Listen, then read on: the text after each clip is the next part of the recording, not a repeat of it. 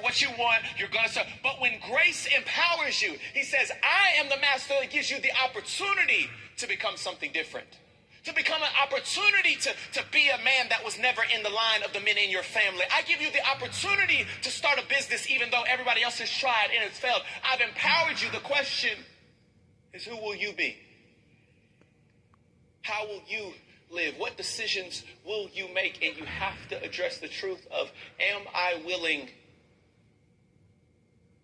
This is strong language. Am I willing to become a slave of Christ? Now, these aren't the messages that usually people start doing laps on and the organ's going to kick on. That's not going to happen with this one. But it is the message that empowers you to become that version of yourself you think is impossible right now.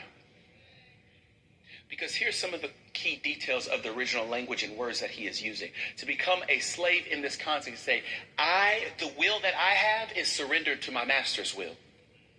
The identity I have is surrendered to my master's identity. And depending on who your master is, this is either terrible news or the greatest news you've ever heard. Some of us, this idea, it's so hard to wrestle with, and I understand it. But can I free you for a second to think, if you want to become someone better, you've got to have a master who's better than you. If you want to become somebody different, you've got to have a master who knows more than you. Any person that does anything at any elite level, anybody who's mastered something knows this.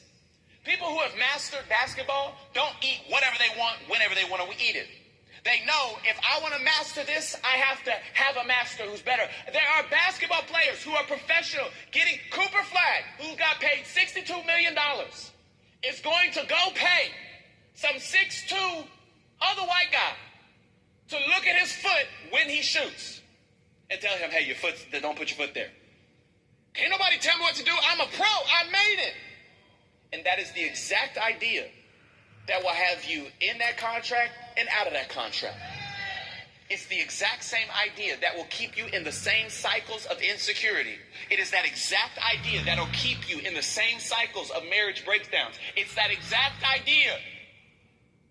The question is who are you going to become? Are you going to embrace the choice God gives you? This message, the origin of this was, I really felt this conviction of like, man, here's what I felt. I'll read it. Galatians 5, chapter 1. So sorry, Melissa. Didn't give you this one either, but it's all right. Galatians 5, chapter 1. So Christ has set us free. That's the one that everybody loves. This is where the accountability comes. Now make sure you stay free. Freedom is not the issue. It's who you're going to be once you get free. I'm trying to listen, being free is not the issue. It's who are you going to be once you get free. And many of us have been bound for so long, you haven't thought past what happens when I get out of the cycle of talking to everybody and just sleeping with anybody. Who am I going to be when I get married?